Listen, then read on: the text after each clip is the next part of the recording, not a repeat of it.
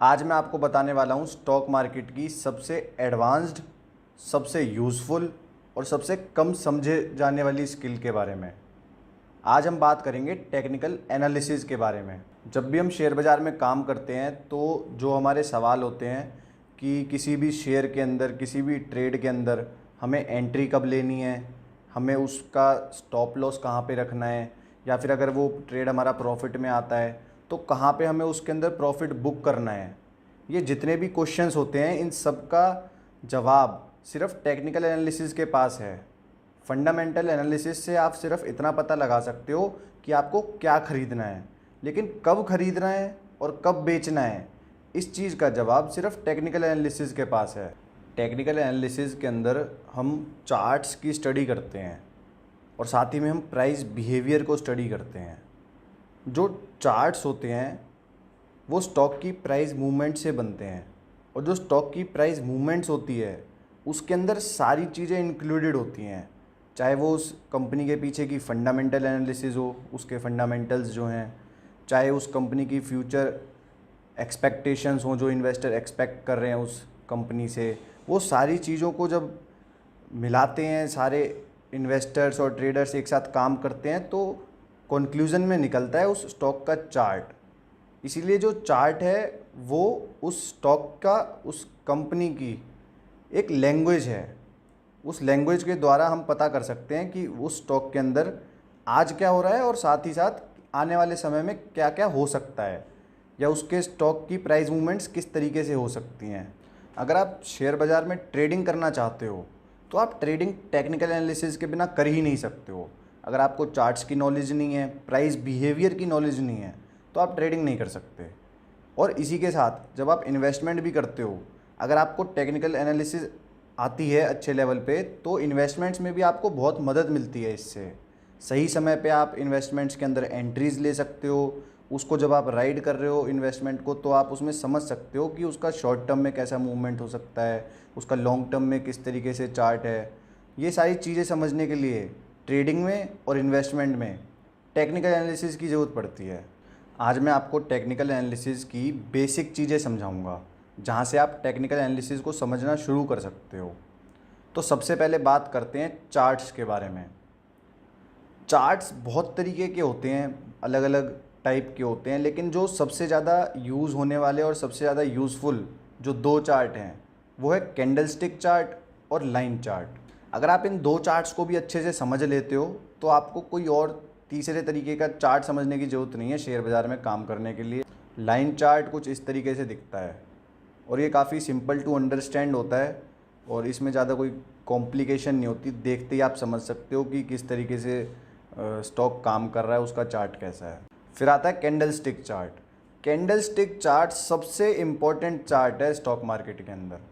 Candle sticks के द्वारा हम बहुत सारे चीज़ों को पता कर सकते हैं। इसके अंदर बहुत तरीके के पैटर्न्स भी होते हैं, तो कैंडल स्टिक को समझना बहुत ज़रूरी है। कैंडल स्टिक चार्ट कैंडल्स से बनता है। इसके अंदर प्राइस मूवमेंट को कैंडल्स के द्वारा दर्शाया जाता है, और जब वो सारी कैंडल्स को हम एक साथ देखते हैं जुड़ी हुई, तो वो कैंडल स्टिक चार्ट बनता है। एक कैंडल स्टिक कुछ इस तरीके से दिखती है। उसके अंदर दो पार्ट्स होते हैं, एक उसकी बॉडी होती है और ऊपर और नीचे के जो पार्ट होते हैं उसको टेल कहते हैं। अगर कैंडलस्टिक ग्रीन है तो उस बॉडी का जो नीचे का, सबसे नीचे का पार्ट है वो ओपन प्राइस है, जो उस बॉडी का सबसे ऊपर का पॉइंट है वो क्लोज प्राइस है, उस टेल का सबसे हाईएस्ट पॉइंट जो है वो हाईएस्ट प्राइस है, और जो सबसे लोएस्ट पॉइंट है वो लोएस्ट प्राइस है। इसी तरीके से रेड कैंडल भी होती है, उसमें बस ये होता है कि जो उस बॉडी का सबसे ऊपर का पार्ट है वो ओपन प्राइस है, और उस बॉडी का सबसे नीचे का जो पार्ट है वो क्लोज प्राइस है। ग्रीन कैंडल स्टिक के अंदर स्टॉक नीचे खुला है और ऊपर बंद हुआ है। रेड कैंडल स्टिक के अंदर स्टॉक ऊपर खुला है और नीचे बंद हुआ है। अब कैंडल स्टिक चार्ट डिपेंड करता है टाइम फ्रेम के ऊपर कि आप कौन से टाइम फ्रेम के अंदर देख रहे हो।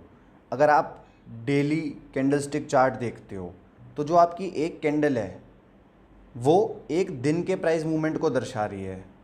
अगर आप वीकली कैंडल स्टिक चार्ट देखते हो तो एक कैंडल पूरे वीक की, एक वीक की प्राइस मूवमेंट को दर्शा रही है।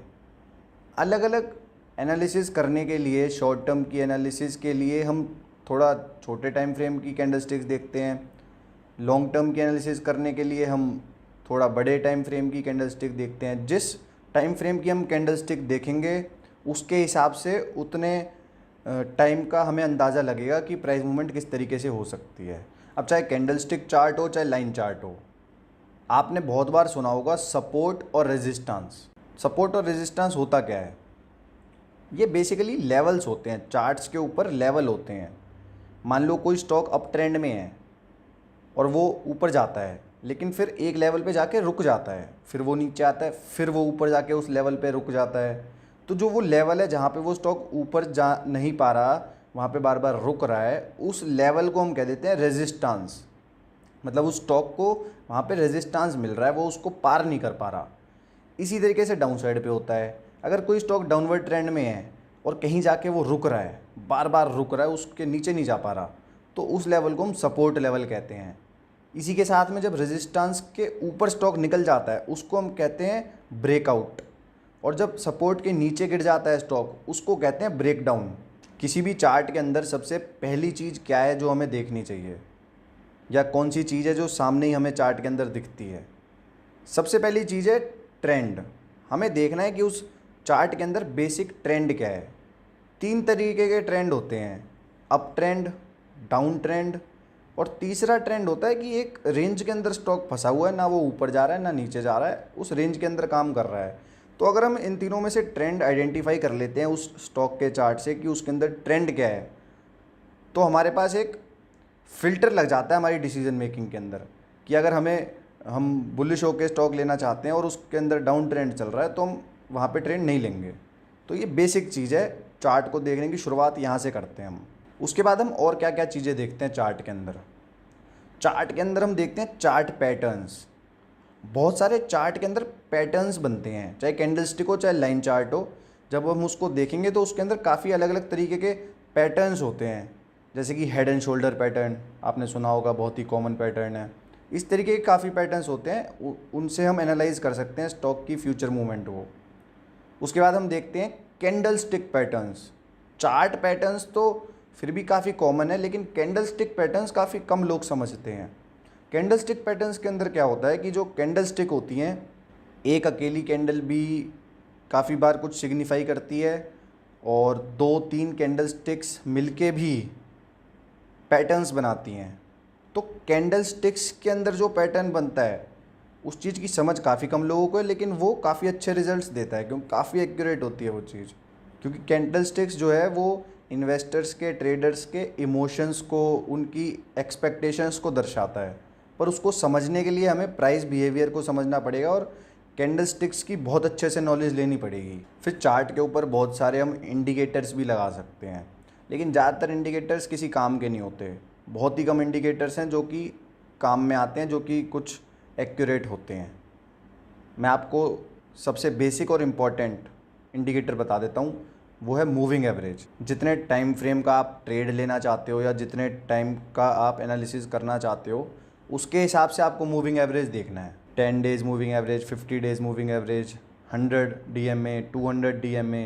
तो जितने ज़्यादा डेज़ का आप मूविंग एवरेज देखोगे उतने लंबे समय का वो आपको प्राइस मूवमेंट समझ में आएगा। किसी भी स्टॉक के चार्ट के अंदर अगर कोई ट्रेंड है, अप ट्रेंड है, डाउन ट्रेंड है, तो उस पर हम ट्रेंड लाइंस भी ड्रॉ कर सकते हैं। ये बहुत ही बेसिक चीज़ होती है। हम एक लाइन ड्रॉ करते हैं उसके ट्रेंड को सपोर्ट करते हुए कुछ इस तरीके से, और जब इन ट्रेंड लाइंस के ऊपर ब्रेकआउट या नीचे ब्रेकडाउन होता है तो काफ़ी बड़ी प्राइस मूवमेंट आ सकती है। तो ये कुछ बेसिक चीज़ें थी टेक्निकल एनालिसिस के बारे में। इन चीज़ों को सीख के आप टेक्निकल एनालिसिस सीखने की शुरुआत कर सकते हो। जब आप काफ़ी टाइम टेक्निकल एनालिसिस करते रहते हो, काफ़ी सारे चार्ट्स देख लेते हो, आपको एक्सपीरियंस हो जाता है, तब आपको शेयर मार्केट मुश्किल नहीं लगता है। आपको चीज़ें समझ आने लगती हैं, आपको प्राइस बिहेवियर समझ आने लगता है। लेकिन वो होगा तभी जब आप मेहनत करोगे, लंबे समय तक बहुत सारे चार्ट्स देखोगे, उनकी स्टडी करोगे, उनको समझोगे।